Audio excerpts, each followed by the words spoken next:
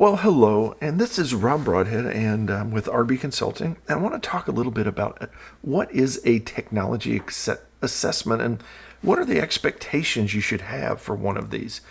Now, technology assessments they're starting to become a critical piece of our business, regardless of whether we are e-commerce or something that is more of a technology-based organization or business, but also just the standard stuff. You may just be a normal, call it mom and pop store, but you still have technology. You need to deal with your bank. You need to deal with payment processing. You need to deal with your taxes at the end of the year. There's all of these things that usually are dealt with via software technology of some kind.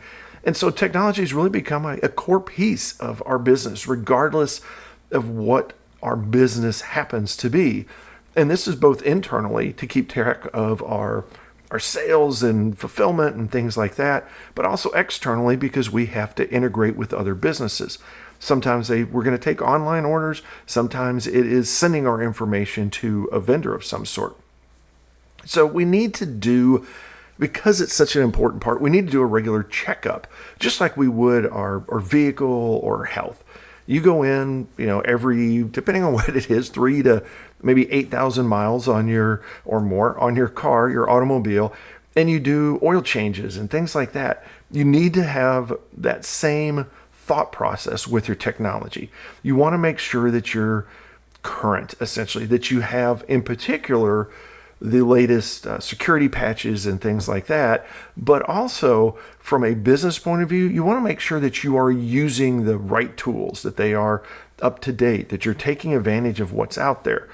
So you can think of an assessment or an update or review being more like a surface level kind of thing, where we're just sort of like a car wash, where you're just going to go look over what you've got and say, hey, let's go ahead and make sure these security updates and patches are run.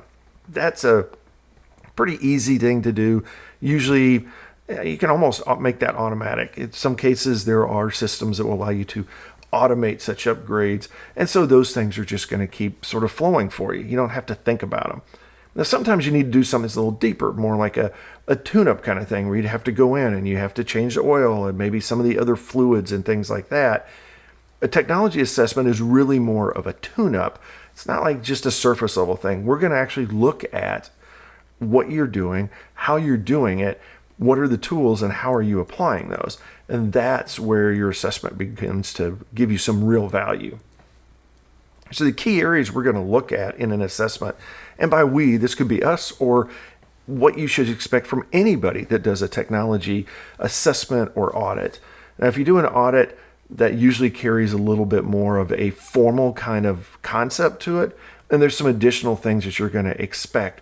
But in an assessment, you may be able to get away with something that's it's going to cost you a little less, but it's also going to have a little less formal approach. Nevertheless, you should still expect formal documentation and things like that to come out of this, so you have something that you can take away from your assessment and use that as if nothing else, a checklist of areas of improvement. Now, the areas you're going to look at are things like the applications that you use. You may just use Word or QuickBooks or something like that, but there's probably some other ones you use. Look at licenses and subscriptions, because you may have, particularly if you've grown and particularly if you've gone through a season of flux, you may have purchased a bunch of subscriptions or licenses for employees that are no longer there. Or you may have some sort of a bulk group of licenses that you got that was aimed at 10 or 20 or 100 users, and there's really only 2 people that need them. Things like that. And so it's looking at, are you over licensed or subscribed, but also are you under licensed or subscribed? Do you have things that are issues that if the software privacy group came in, that they would start whacking you with fees and say, hey, you're not legal? Just like if you're driving a car without a license or your license plate expires, those kinds of things. Capacity is another one, is making sure that you have the right tools, the right level of tools, the right resources within those to support your current business and growth. What is the plan moving forward?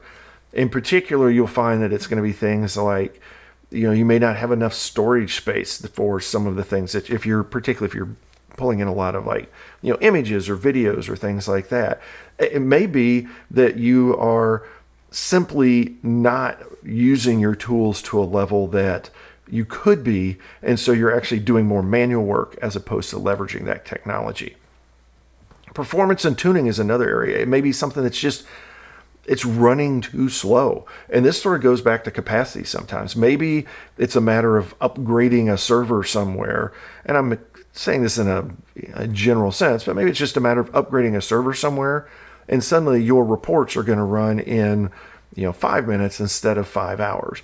But also there may be something a little deeper where, again, maybe there's some tuning and some updates that can be done to maybe some of your core databases or some of your core processes and tools that would allow you to get response times that are much better.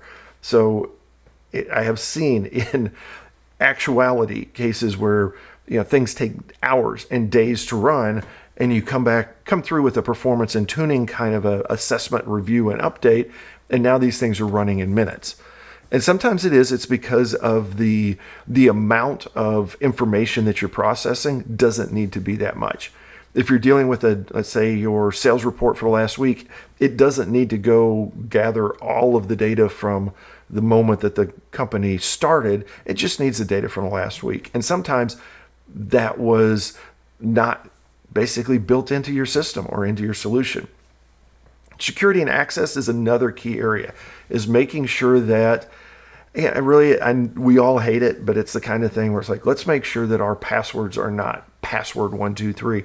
Let's make sure that we are updating passwords on a regular day, rotating them, changing them out so that the password you had 6 months ago is not the one that you're using here. Making sure that you don't have one password that you use over and over and over again, or that you have, this may touch a nerve, but a lot of small companies have something where they came in and maybe there was a solopreneur, set everything up, IDs and passwords the same all over the place, and then that just got passed to everybody else that came in. And so now you have maybe dozens of people that essentially know core, like the very key information that can get to some of your most important business data. And maybe you trust all those people, and that might be fine, but it also might be that information could get out somewhere it doesn't need to be. So you want to make sure you're checking that periodically. And it does go back to making sure that you have modern versions of software, current versions, the latest security patches, and things of that nature. Now, with applications, some of the things we're going to look at would be things like your desktop applications. Do you use, for example, Word? Maybe you have that on a desktop. Maybe you're using Excel. Maybe you're using, but more importantly, it's going to be things like maybe you're using some sort of a desktop image processing application or your accounting system. Some of these may now be in the cloud. Some of them you may have both. Maybe you have a desktop and a cloud version of that kind of, for that department, we'll say, like for your finances or for your marketing. Maybe there's some mobile stuff out there that you're using that is used regularly. Now, I'm not really talking about like Candy Crush or games, although sometimes that could be an issue depending on what your organization is set up like, particularly for security. But more importantly, there may be mobile applications that are being used that are password managers or connections into your network. It may be that you've got some sort of VPN set up. It may be that you've got, particularly in cloud applications, there may be a mobile application that works with that. And so it's making sure that you have the right version, the current version, things pointed. Software as a service, much like cloud applications, QuickBook Online is probably, or Salesforce or NetSuite. These are the kinds of things that you will see that you often are probably using, or HubSpot, where you have a login, you have core information in there. This is really your cloud applications as opposed to just your data. And then also there's going to be things, there may be some third-party requirements or plugins or modules. If you use WordPress, probably know that there are plugins that you use. Making sure that you're using the right plugin or the latest version. In particular, those areas where you're using these like third-party tools and additions and modules, those can age out. And the next thing you know, you could be stuck in a situation where you have to try to find some way to migrate something that doesn't really have a good migration path. Now, for license and subscriptions, we're going to look at things like, what are your current needs? What are your stretch and your peak needs? So do you only need one person, one license all the time? Are you going to now add an assistant that's going to now need a second license?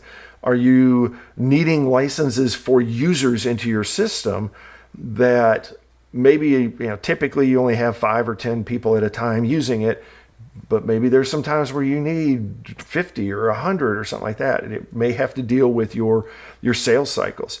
Are there some deadlines and renewal dates that need to be taken into account? In particular, renewals and deadlines, as far as when something expires, are those perfect times for you to know that, hey, we're coming up on another license hit of some sort of revenue hit that we're going to take because now we're paying for all these licenses. Let's make sure we've got the right amount and that we really want to renew that. And if not, be prepared to close that out. And this is including things like reviewing your bulk and other kinds of discounts. Did you initially do licenses one at a time, and now you've grown to a point where you can actually go get a bulk set of licenses and get a lower price, or maybe just renegotiate what your agreement is?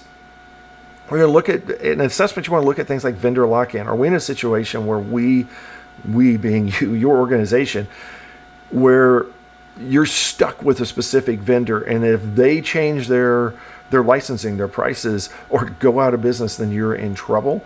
We want to make sure that's usually you want to avoid that, but sometimes you can't, and you just at least want to know that is what it is, that's the situation that you've gotten yourself into, just because being aware can sometimes help you out.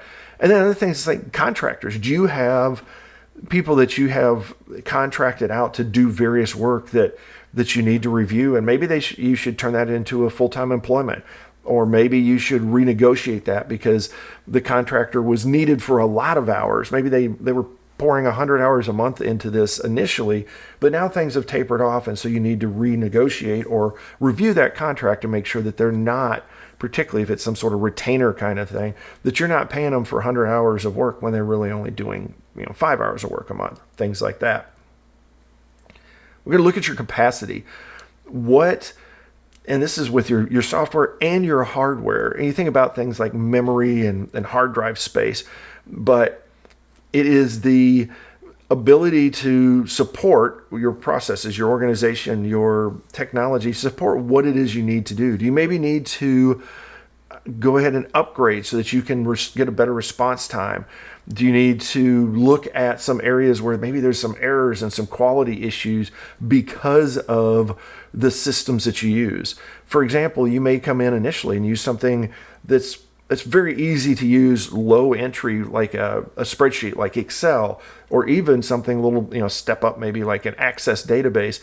But now it's gotten to a point where you have too many users or too many cooks in the kitchen for that solution, and you need to make a change because it's causing errors, or there's quality issues. There's maybe you're not able to track who changed what, or you're copying files around in order to make sure that you can everybody can use it, but then every time you copy it, maybe you're not copying the right version, somebody's got the wrong version, things like that. And then especially now, as businesses have moved more and more to have mobile options, at least for employees, do you need to look at your ability to access your systems from the outside? Do you need things like a VPN? Do you need a mobile application of some sort to be able to get in or to authenticate into your system? Things like that. Are we properly positioned to handle what we have today and also grow? And it goes to even the most important thing is people. There are some times that business grows, and it was great having your cousin Larry that was out there, and he knows some IT, and he was able to do what needed to be done for desktop support and dealing with your IT needs before. But maybe you've grown to a point that you can't do that. He doesn't have that kind of time, and so now you're waiting for your IT guy, as you call them, or something like that. Your whoever your support person is, maybe you're now waiting for them because they don't have the capacity to be there all the time, and maybe you need them more often. It's looking at those kinds of things. So performance and tuning is another area where it sort of goes across the board. It could be your applications, it could be your external systems and your vendor relationships, it could be support and communication, either internally or dealing with your customers or your vendors. Your processes and procedures may be, there's some technology there those things are so intricately woven into how your technology needs to be used that sometimes your technology assessment, your IT assessment, actually points back to some processes and procedures that you have that just those need to be reviewed or updated or documented. Reporting is an area that so often is an area where performance and tuning can make a big difference, because initially reports are built just to get the data out there, give us a summary or something like that, and it can work really good when a company is starting out or they're just starting to use a system. But as you grow and you have more data, more historical types of information in there, it takes longer and longer to generate those reports sometimes. And just tweaking that process can turn it from something that takes hours or long minutes into seconds. And that can save you a lot. The things that, for example, I've seen situations where a company has reports that are run overnight because they just take so long. And sometimes there's even a night processing type of person that comes in and they're just there to run reports, generate those, save those out.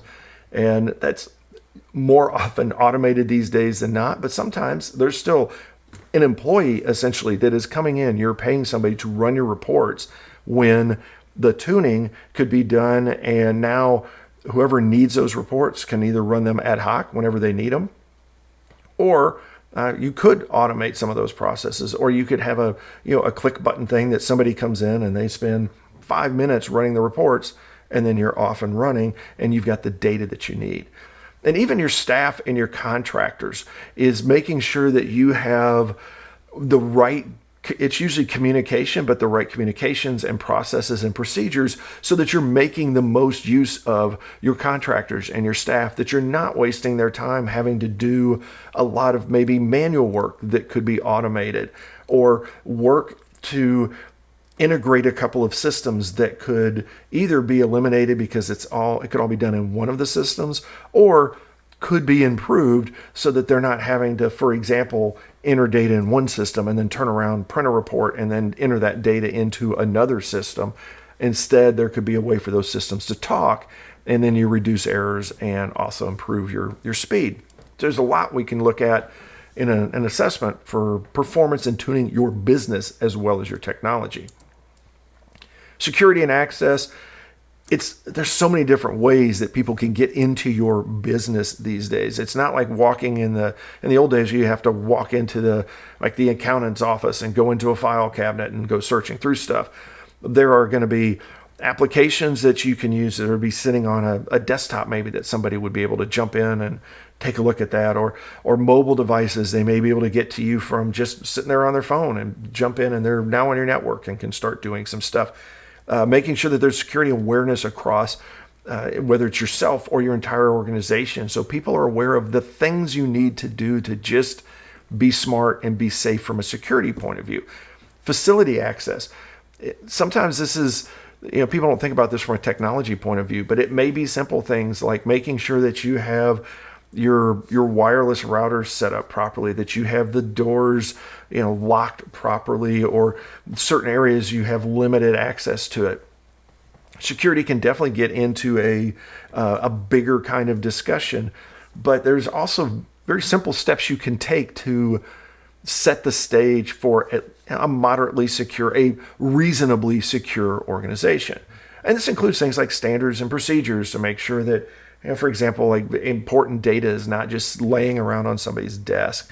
Email and communications as well, making sure that you know who you are emailing information to. And when you receive communication, email, text, or whatever, that you do know who it is that you're receiving that from, because there are a lot of and this goes back to security awareness, there are a lot of scams and scammers out there that can take advantage of particularly email and communications, make things look like they're valid, and the next thing you know, you've given important information away to somebody that you don't want to have important information.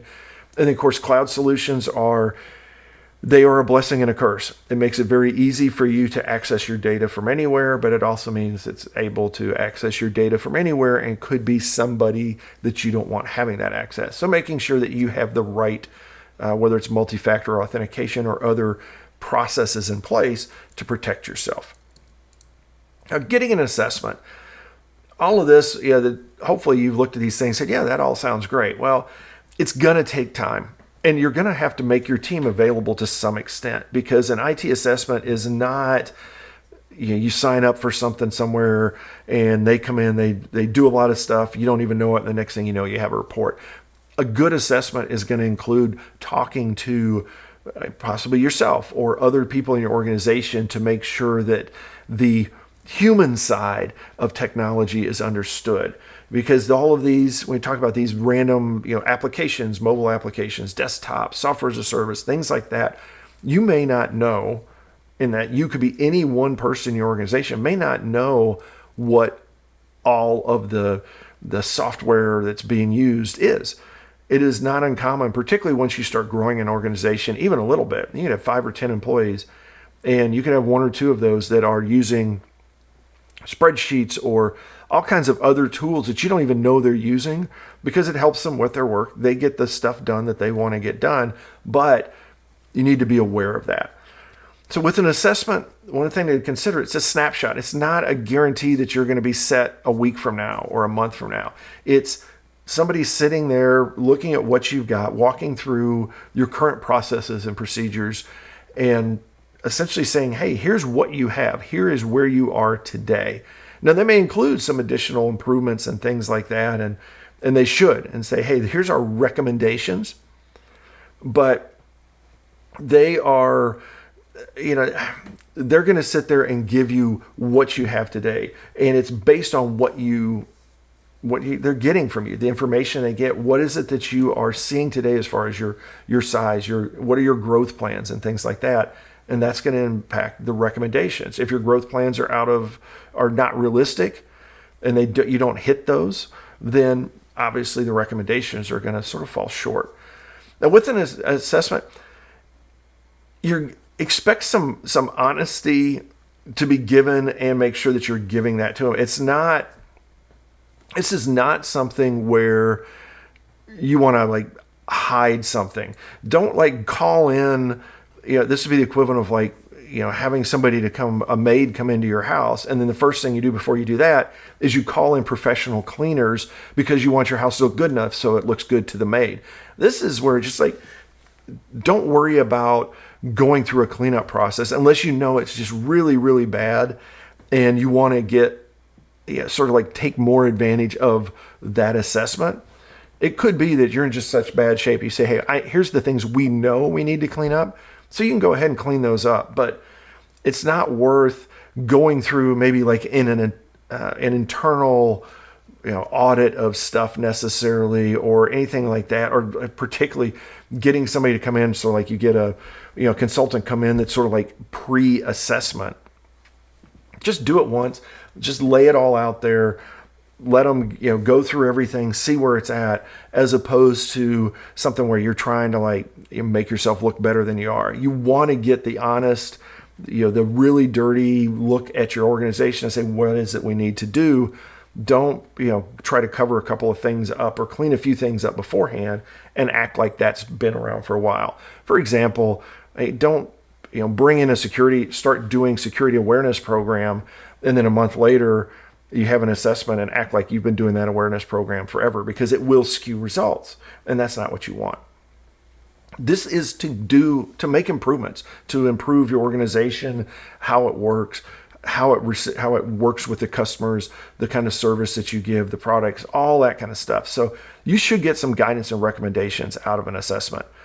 And then the first step you need to do after that is start acting. You can use it as a to-do list of here's things that we need to do, but expect that once you have an assessment, that you're going to want to spend some time, money, resources on making changes to make the most of that assessment, to find ways to improve your business. They're giving you essentially a list, a laundry list, a punch list of things you can do to improve your business. So why not do that?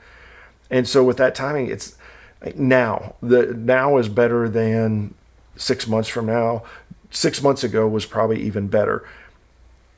And don't be shocked if there may be some big changes that are recommended. It doesn't mean that you have to go do those big changes right away.